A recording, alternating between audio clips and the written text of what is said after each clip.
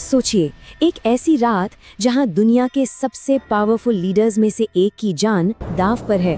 ये कोई फिल्म की स्क्रिप्ट नहीं है, ये हकीकत है ऑपरेशन रेड लाइन की। एक ऐसा खतरनाक खेल जिसकी बिसात बिछी चीन के तेंजिंग में और शहमात हुई हजारों किलोमीटर दूर ढाका में। तो चलिए कहानी की शुरुआत करते हैं चीन के शहर तेंजिंग से। यहाँ प्रधानमंत्री का स्वागत तो हो रहा था, लेकिन उस स्वागत के पर्दे के पीछे एक जानलेवा साजिश, एक ऐसा चक्रव्यूह बुना जा रहा था जिससे निकल पाना आप समझ लीजिए लगभग नामुमकिन था। तारीख थी 1 सितंबर 2025। जगह चीन का तेंजिंग शहर। एक आलीशान होटल के बाहर हल्की हल्की बारिश हो रही थी। गाड़ियों का काफिला बिल्कुल तैयार। छत पर स्नाइपर्स अपनी पोजीशन ले चुके थे और बीच में इंतजार कर रही थी प्रधानमंत्री की बुलेट प्रूफ BMW 7 सीरीज।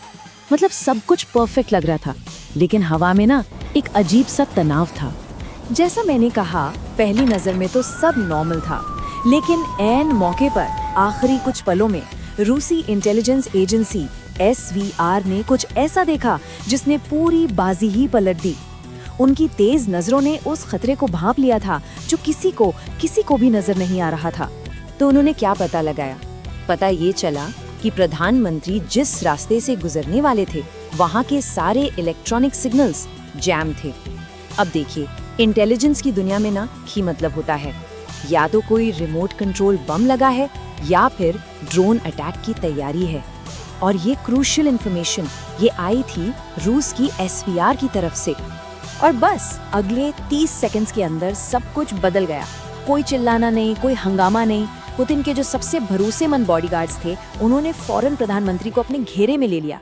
बस आंखों में एक इशारा हुआ और प्रधानमंत्री को उनकी BMW से निकालकर सीधा पुतिन की अपनी गाड़ी ऑरस्टिनेट लिमोजीन में शिफ्ट कर दिया गया। और ये सब इतनी तेजी और इतनी सफाई से हुआ कि किसी को भनक तक नहीं लगी। अब यहाँ से कहानी का दूसरा हिस्सा शुरू होता है। अगले 45 मिनट। ये 45 मिनट किसी जंग से कम नहीं थे। बस फर्क इतना था कि ये जंग हथियारों से नहीं, बल्कि दिमाग और स्ट्रैटेजी से उस चलती हुई गाड़ी के अंदर लड़ी जा रही थी।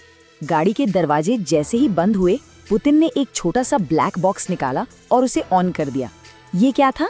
ये था एक एंटी सैटेलाइट जैमर। इसे ऑन करते ही वो गाड़ी, समझिए, दुनिया के लिए एक ब्लैक होल बन गई। मतलब अब अंदर जो भी बात होगी उसे दुनिया की कोई भी इंटेलिजेंस एजेंसी सुन नहीं सकती थी। एक परफेक्ट सिक्योर बबल। ठीक उसी वक्त गाड़ी के अंदर लगे सिक्योर एनक्रिप्टेड फोन पर एक कॉल आती है। ये कॉल थी भारत के national security adviser Ajit Doval की। उनकी आवाज में अर्जेंसी थी। उन्होंने साफ साफ बताया कि हमले का जो असली ऑपरेटर है वो तेंजिंग में नहीं बैठा है, वो हजारों किलोमीटर दूर ढाका के एक छोटे से कमरे से सब कुछ ऑपरेट कर रहा है। ये सुनते ही पुतिन के चेहरे पर एक हल्की सी जानी पहचानी मुस्कान आई। उन्होंने तुरंत रशियन भाषा में अपनी टीम को कुछ ऑर्डर्स दिए। सोचिए उस पल के बारे में। उस चलती गाड़ी के अंदर दुनिया के दो सबसे पावरफुल लीडर्स मिलकर एक कॉमन दुश्मन को खत्म करने का प्लान बना रहे थे। तो अब चलते हैं ढाका, उस जगह जहां इस पूरे खतरनाक प्लान का मास्टरमाइंड आराम से बैठा था। एक ऐसा एजेंट जिसका नामो निशान मिटाना अब सबसे जरूरी हो गया था। ढाका का होटल वेस्ट इंड। यहाँ एक कमरे में बैठा है टेरेंस। उसकी नजरें अपनी स्क्रीन पर घड़ी हैं जहाँ तेंजिंग का लाइव मैप चल रहा है।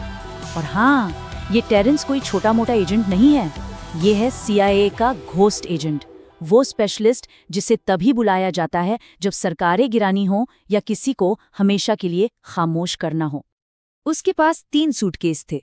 पहले में सैटेलाइट लिंक ताकि वो दुनिया से कनेक्टेड रहे, दूसरे में एक हाई एंड स्नाइपर राइफल के पार्ट्स और तीसरे में जहरीली गैस के छोटे छोटे पैलेट्स। मतलब वो एक नहीं बल्कि कई तरीकों से हमला करने के लिए पूरी तरह तैयार बैठा था। अपने हेडसेट पर वो बड़े कॉन्फिडेंस से कोड वर्ड बोलता है, द ईगल हैज लैंडेड। उसे लग रहा था कि उसका शिकार उसके बिछाए जाल में फंस चुका है।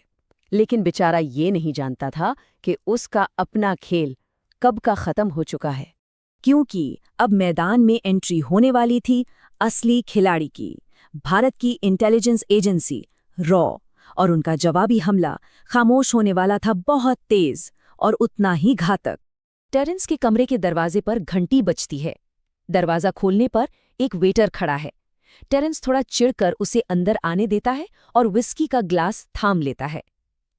लेकिन जैसे ही वो एक घूंट लेता है, बस अगले 10 सेकंड्स में ही उसके फेफड़े काम करना बंद कर देते हैं। ना कोई गोली चली, ना कोई शोर हुआ। Mission accomplished. नीचे गिरते हुए टेरेंस की आखिरी नज़र उस वेटर के जूतों पर पड़ती है। वो होटल स्टाफ के नॉर्मल जूते नहीं थे, वो थे मिलिट्री कॉम्बैट बूट्स। और यही वो आखिरी सबूत था जो उसे बता गया कि उसे किसने मात दी है। रॉ का वो एजेंट नीचे झुका और टेरेंस के कान में बिल्कुल धीरे से फुसफुसाया, हिंदुस्तान की तरफ आंख उठाने वालों का अंजाम यही होता है। ये सिर्फ एक लाइन नहीं थी, ये एक सीधी सीधी चेतावनी थी। और अब कहानी का आखिरी पड़ाव, दिल्ली वापसी। यहाँ प्रधानमंत्री ने एक ऐसा मैसेज दिया जो हमेशा के लिए इतिहास में दर्ज हो गया। जब प्रधानमंत्री भारत वापस आए तो माहौल में एक अलग ही तरह की गंभीरता थी। उस दिन उन्होंने जो भाषण दिया ना, वो सिर्फ वहां मौजूद लोगों या देश की जनता के लिए नहीं था। असल में वो भाषण उन लोगों के लिए था जो 7 समंदर पार बैठ के पर्दे के पीछे से खेल खेलना चाहते थे। कहते हैं कि ऑडियंस में बैठे कुछ फॉरेन डिप्लोमैट्स के माथे पर पसीना साफ साफ नजर आ रहा था।